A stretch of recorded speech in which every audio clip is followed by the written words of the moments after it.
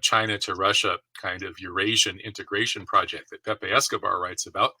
And so it's a very interesting moment where the alignment of these countries is about to shift, or at a point where it could shift. The U.S. domination of Central Asia, the center of the global grand chessboard, as Brzezinski put it, may be ending, and China may become the most powerful single entity among a group of more independent powers in the region. And so that movement is all happening at the same time that we see this crisis in Pakistan that's been brought about by the rise of the honest politician Imran Khan. Uh, and so it could shake out in all kinds of ways. And ultimately, only Allah knows how it will. Well, let us go back to Modi for a minute. He claims to be a friend of Putin, and I'm pretty sure that Russia is aware of the atrocities committed under his watch in India, as the governor of one of the regions in Gujarat, yeah. India. Yeah, and about the mass killing of Muslims and stuff. And also, just recently, a few days ago, they banned the largest Muslim political bloc, and said it was promoting terrorism or something like that. They used the cover of terrorism to try to ban the largest Muslim bloc, political bloc in India. Why is Russia so silent on that? And yet, she, with the genocide there and the double standards with India, but at the same time, Russia is saying that she is opening her hand to the Muslim world in the Middle East and in Africa. I think the answer to that question involves the way that Russia is supporting a multipolar world of fully independent sovereign nations that, as in the post-Westphalian order, it was supposed to be nations would all be able to essentially do anything they wanted within their own borders. And then, but those borders were sacrosanct, and so nobody could project power across somebody else's border. And this was the notion that was used to supposedly keep the peace, and with mixed success.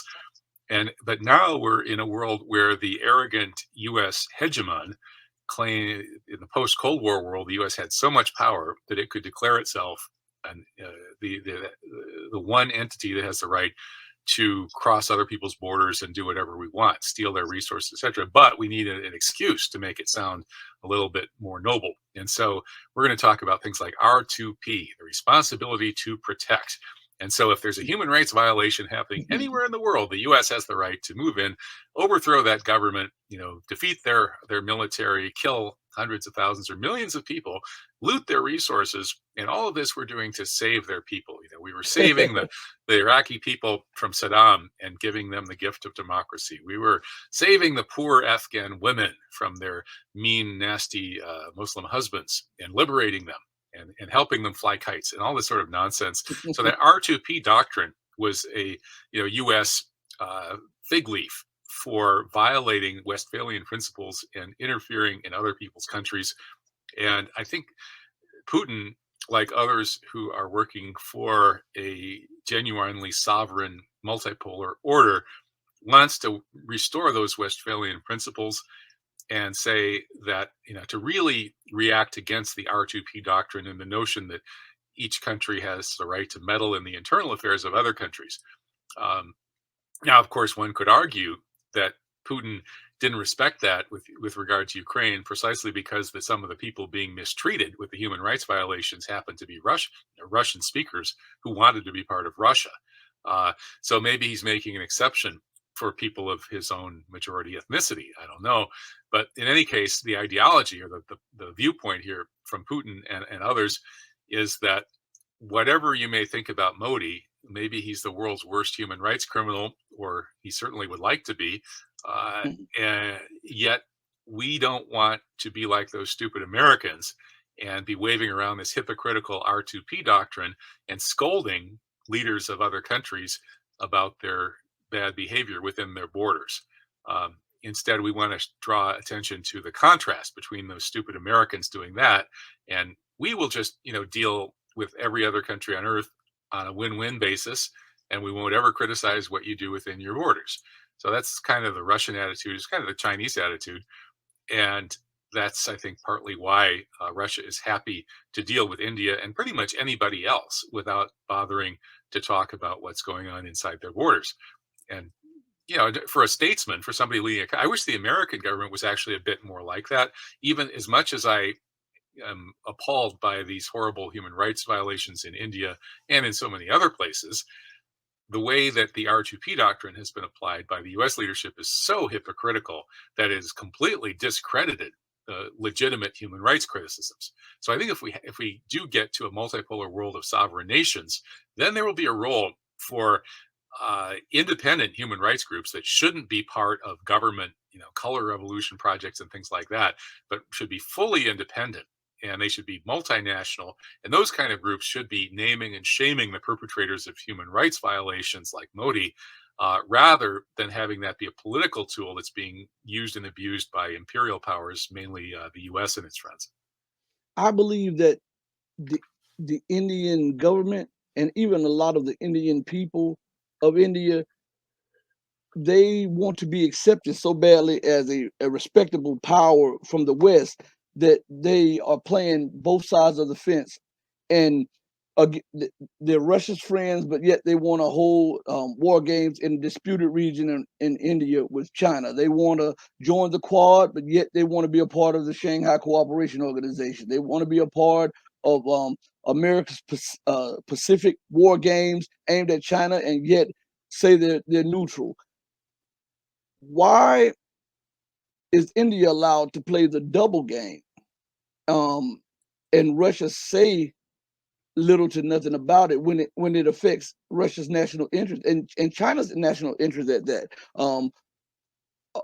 Why do you think that India continues to do this? Again, I'm asking this because I do believe that there's in the leadership and in the elite, they want to be accepted in the Western world, uh, and they hold so much animosity and vitriol towards China for their loss in the war that they provoked years ago, decades ago, but yet they will ally with Great Britain, who robbed and maimed them and murdered them and exploited them for decades upon decades. Well, I think India is hedging their bets, which is actually probably a fairly sensible policy in the terms of geopolitical, realpolitik. They're India is not obeying the sanctions on Russia. They're buying lots of Russian oil. The U.S. is not happy about that, but at the same time, India continues to cooperate with the U.S. and the West in various ways. And it's not so much the Russian and Chinese side that is going to dictate to India, you can't do that. You can't do anything with the West. If you're on our side, you're either with us or against us. You're with us or you're with the terrorists, as Bush said. That's not their way. That's not the Russian Chinese leadership's way. Their way is more on the side of, let's have each nation fully sovereign, pursuing win-win policies, and that does mean relationships with all nations in mutually beneficial ways. So from from Putin's perspective, he might, say to Modi, well, if you want to continue to do these exercises with the Western powers and sort of balance China and balance Russia and so on, uh, that's not really a huge problem for us. We'll still be happy to sell you oil. We need the oil money anyway, right? It's win-win for us, win-win for you. I think that's more the Russian attitude. The American attitude is more like, you're either with us or you're with the terrorists. The Americans are the ones who, whenever a country tries to be balanced and multipolar and sovereign and do win-win deals with everybody, including those countries that the U.S. thinks are its enemies, then the U.S. comes in and clobbers them. There's a long history of that happening. So I think it's really a question of the Russian and Chinese leadership being less arrogant than the American leadership. They're much more likely to allow, to not have a huge problem with India pursuing what it perceives as its own interests and even hedging its bets, than the Americans. The Americans are always going to want to try to reduce all countries to the status of vassal states, like the Europeans are today, and like certain other countries are. Well, one of the things I was trying to get across is why does India hold so much vitriol and hatred and animosity towards China for the 1962 war that they lost, uh, and yet they hold partnerships and they train with the British, and the British looted them, robbed them, uh, Mhm. pillaged them, and occupied them for decades upon decades upon decades. That's a So good point.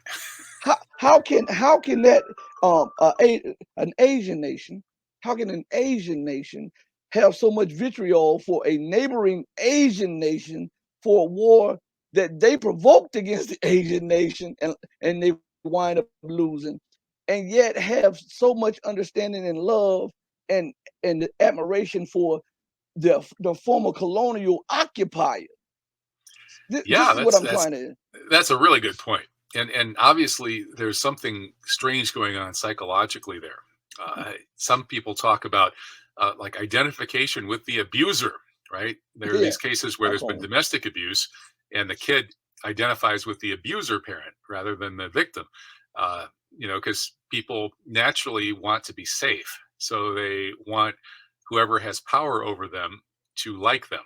And so we see this with Stockholm syndrome as well, Yes. where hostages identify with their captors. And I think that countries like India that have been raped, pillaged, and looted by the West, and specifically by Britain, may still sort of have this hangover in a kind of a colonial mentality, where they have been so beaten down that they look up to their oppressors, the British, as this paragon of civilization, and they identify with them, and they kind of forgive them, and they refuse to even confront the real history of what the British did to them.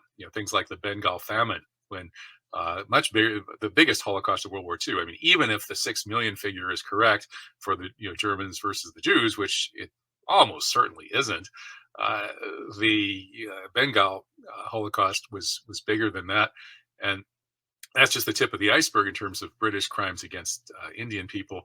But as you say, the Indians are all up in arms over some kind of meaningless little skirmish up in the high Himalayas in 1962, and they seem to have pushed the whole experience with the British out of their memory. Maybe there's like a Freudian, like pushing unpleasant things out of your consciousness deep into the unconscious mind thing going on there. But there's some kind of weird psychological process at work that's responsible for this. People have talked about colonial mentalities where people just kind of get inculcated into certain uh, realities of power in a colonized world. And I think there's got to be some kind of pathology responsible for this Indian double standard regarding China and Britain that you so eloquently pointed out. And the reason I say that is because from that point on, India's military doctrine has been aimed at China and Pakistan. Everything that they've been doing militarily is trying to be on par with China. Geopolitically, they have washed away what Great Britain did, and all they are doing is focusing on China. That's our threat. That's our threat. And they don't sit down and rationalize. Hey, China is our biggest infrastructure builder. China is our biggest technological donor. China is our largest trade partner. China is our largest investor. One of our largest products that we sell around the world is medicine. Well, we get the ingredients from China, and yet they still have this vitriol towards a rise in China. I believe it's because they wanted to be in the position that the Chinese have ascended to, and I think that is part of it. And at the same time, I believe that it is. It. Excuse me, my. Oh, that was the alarm. I'm sorry. I'm sorry. That was an alarm. But it's like they swipe away everything from what Britain and the U.S. and everybody else did, and they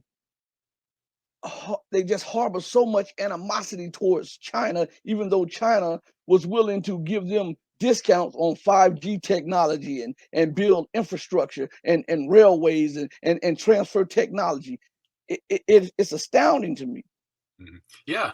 Well, I think you're right about the rivalry element. That is, I think there's probably an inferiority complex in India because they have a greater population than China does, and they had a bigger head start than China did, arguably, and yet China has managed to enrich itself and reach a high technological, economic level, um, building high speed rail all over the country, pulling the entire population out of poverty, which unfortunately is far from the case in India. Hmm. China has managed to unify its people to a large extent. It's still having issues here and there, but they're by and large they've been pretty successful. India maybe not so much, and so I think they're they're working on it, but it's kind of natural I think for people to have rivalries, whether it's individuals or whether it's nations. And I think, as you suggested, within the Indian psychology, there's probably an element of rivalry with an inferiority complex regarding China, and that's led to this completely counterproductive and stupid anti-Chinese attitude in India. When in fact, if they adopt a win-win uh, mentality in their trade with China and kind of get a little more mature and recognize that they too can follow that path and they can have some of the same achievements that the Chinese have had, if they change that mentality, maybe they'll actually end up succeeding. So yeah, uh, uh, we'll see. It could go either direction. Right now, it seems to me the government of India is mainly just sort of hedging its bets, which is a normal response. I mean, most people do that in these kinds of games.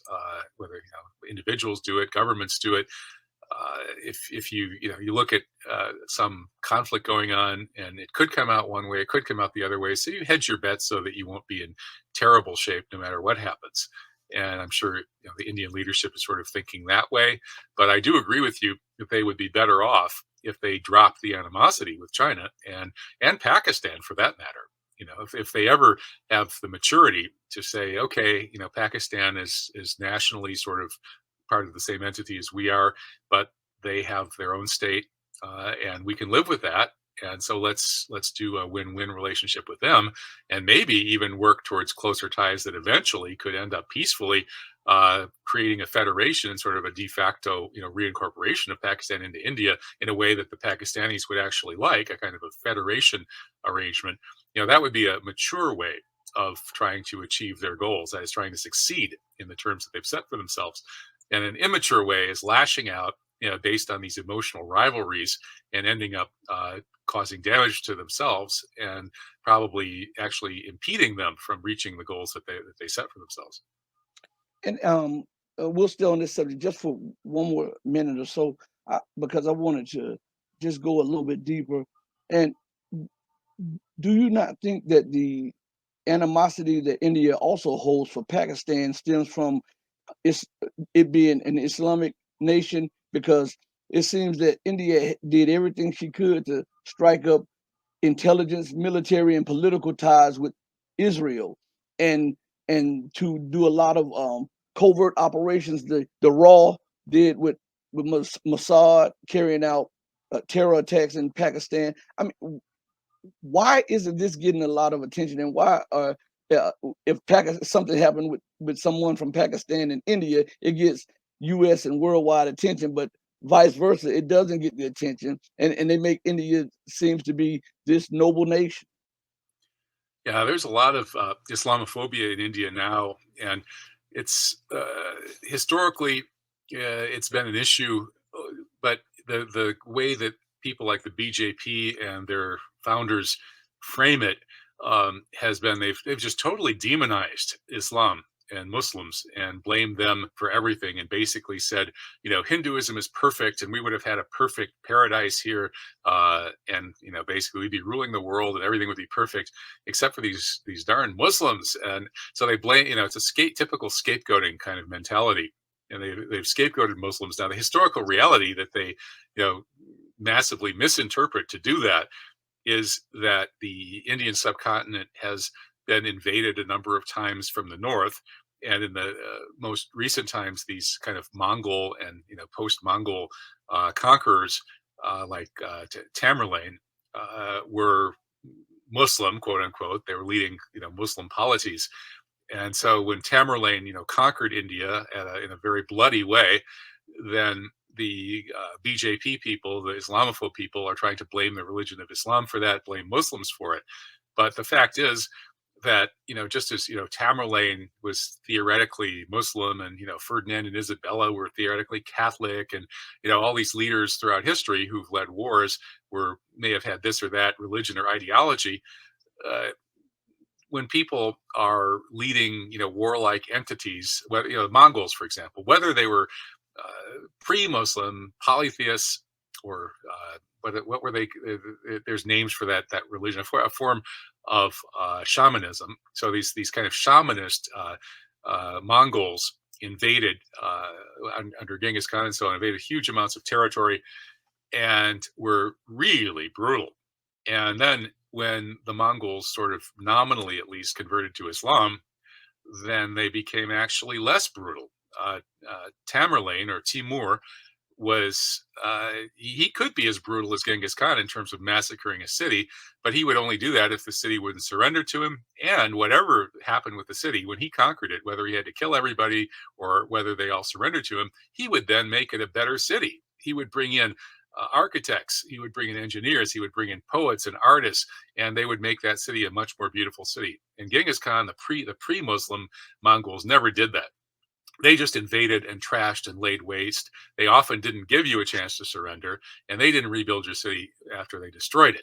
So, if the people of India have a bad historical memory of what happened, thousand or centuries ago, they shouldn't blame Muslims. If they want to blame Mongols, if they want to blame nomadic herding peoples in Central Asia who develop great military skills and tend to form empires and go off and conquer their neighbors, go for it. That's what you should be blaming. But don't blame Islam. It would have been worse for you if Timur had not been Muslim. It would have been even worse. But that's not how they think. The way they've just blamed Islam. They've blamed Muslims. They've scapegoated Muslims for all sorts of things. They don't like the fact that under Islam, everybody is basically equal, and the foremost people are the people of taqwa, or pious integrity. That's the only distinction between people. Riches don't matter. Nothing else matters. That really clashes with the Hindu caste system.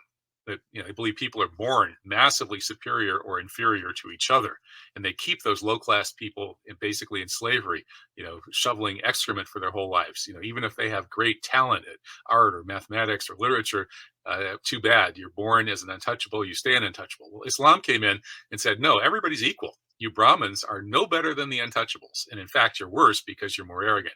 And they didn't like that. And so there's a culture clash there too, based on Islam's spiritual advancement over the caste society of Hinduism. And so I think that's part of the problem is, people sometimes hate their superiors about, they see there's some way that some group is better than them, and then they get envious and they get angry at them. And so I think there's a sublimated hatred of Islam in India, precisely because the Indians have noticed that some of these untouchables convert to Islam, and suddenly they do well for themselves. Suddenly they're successful businessmen, and this really drives them crazy. So I think they need to get over that. They need to, to get their confidence back, their self-esteem back. I think there's a low self-esteem problem in a lot of places in the world, and one of them is, these Hindus who've been, mistreated by so many people, most of all the British, and to try to salvage their self-esteem, they run around scapegoating China, scapegoating the Muslims, scapegoating Pakistan. They need to grow up and get over that, because they could be a great nation with a federation, including the Bangladeshis, the Pakistanis. They could be doing really well, prospering from their close ties with China, even more than they are. So if I were giving advice to anybody in India, I would point out that this whole scapegoating people business that the BJP has turned into a meal ticket is counterproductive for India. And like you said, when we go back to the envious part, China has lifted 900 million people out of poverty, and if you look in reverse, India has a poverty rate of over 900 million people. So the glare of envy and jealousy is beaming very bright in the eyes of the Indian leadership and the BJP party. And instead of them being envious, they should have embraced China's helping hand to technology that China was offering, to trade partnerships. And even now, China is still the largest trade partner of India, yet she will join America in antagonizing China, which is, to me, is a disconnect from reality.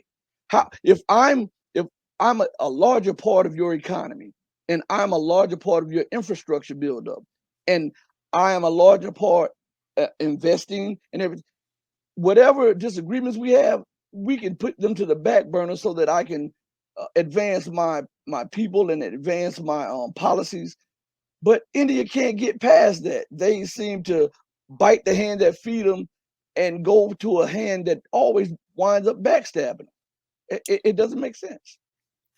Yeah, and they've gone in the wrong direction. They were actually, they've actually been doing backsliding on that, of course, with the rise of Modi. But again, Modi, we'll see how that all pans out in India, whether there's a future for that kind of. The thing is that Modi's party does represent a kind of a fierce insistence on Indian national sovereignty, and actually the Chinese and the Russians don't really mind that much, right?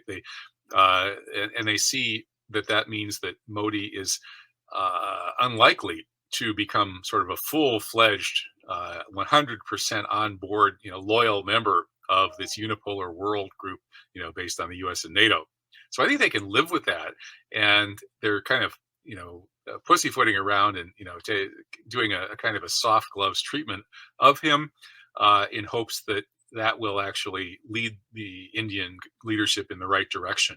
And that's probably the right move, right? India is kind of antagonizing people, especially the Chinese and the Muslims in Pakistan, and then the Chinese and the Muslims in Pakistan and Putin too are all kind of being relatively soft on India, and that might be the right move. That actually, when somebody is acting irrationally and aggressively, there are times when you have to lay down the law and just cut them down to size. But there are also times, especially when the person acting that way is there's really no good way to deal with them forcefully, then kind of calming them down and being nice to them, and it's maybe surprisingly nice, will actually help the situation more than if pushed back hard and then they push back twice as hard, and it all goes downhill from there. So again, I think that you're right about characterizing the situation as is this kind of unfortunate irrational aggression from India and kind of surprising soft treatment from other quarters. And I think that's probably why it's happening, is that the Russia, China, and even Pakistan, or Imran Khan, he was really trying to reach out and come to some kind of agreement with India, or at least defuse the tensions. And I think that they all see that that's a more productive way to deal with Modi than trying to point a gun at him or something when you don't really have a gun that's a credible threat. So as we talk about China and we talk about China's, and we'll pivot and say something about China's massive investment into the African continent, and the West characterizing it as a play for colonization from the Chinese. Which, how can you even open your mouth to say something like? But that's another. But Yeah. with that going on in America, using the narrative, and I've read European news um, saying pretty much the same thing that the Americans have said, that China is trying to colonize Africa. With that going on, and we see the great states moving towards Africa to try to invest and make allies and friends and try to control the resources and everything. Why do you think the nations in the Sahel, are now rebelling against France and European nations and the US? And at the same time, answer this with it. Why is there no Western media coverage on these things, but there's 24-hour blasting of Ukraine? Yeah, that's a good point. There's a scramble for Africa still going on. It's been going on for over a century, really, and the nominal independence of African countries that happened around 1960 never fully liberated Africa. And today, the new scramble for Africa involves China moving in and building infrastructure projects and trying to do win-win deals with African countries, and then the West getting all upset about it and trying to project their power. It does seem to me that the Western interests are much more blatantly predatory in their dealings with Africa than China is. Uh, just examples of that include the way that Mobutu was set up in Zaire, Mhm. and then after that, the way that the U.S. apparently set off the horrible war and genocide in Rwanda, Burundi, and Congo, Zaire. All of those things, involved essentially a scramble for the immense resources of Central Africa, and it appears that the U.S. or its assets actually shot down that plane that had the presidents of Rwanda and Burundi on it to set off the genocide, and indeed that the propaganda for this fighting between Hutu and Tutsi groups was largely orchestrated by these CIA related psychological warfare experts, and all of that was done so that the CIA could put its man Paul Kagame in power in Rwanda. So that's just one example of this. I mean, this killed millions of people, right? And it's all about stealing resources from Central Africa. There's no concern whatsoever for the local people. And for those people who've been doing that to be complaining about China coming in and building infrastructure projects, when the worst that the Chinese ever get accused of really is maybe not hiring enough Africans, bringing in too many Chinese engineers. And the Chinese say, well, we haven't been able to find the African engineers. We're working on it. We'll help out with some educational money here, but right now we just need to build these railroads. We're going to just build them, and ultimately those railroads or that infrastructure is still going to be there. So the only question is China building useful infrastructure? Are these projects useful, or are these projects like so many of the Western projects in countries in Africa and Latin America? Are they actually boondoggles that are really designed to ensure colonial control over the countries? John Perkins described how that works in Confessions of an Economic Hitman. The Mhm. Americans, through the IMF, typically go in and build useless infrastructure projects that cost way too much money. They get overpriced. The local elite loots a lot of that money, and now the country ends up in steep debt to the IMF, and they have to pay off this usurious debt, and they basically have to hand over their resources in payment for this debt. So the whole thing is a big debt trap to get control of these countries. That's how the IMF works and how the U.S. works. But China doesn't seem to be nearly as ruthless. And I haven't seen credible allegations that China is deliberately building useless infrastructure projects in order to debt trap these countries so that their resources can be looted. The worst accusations against China I've seen places like Sri Lanka. Sri Lanka is in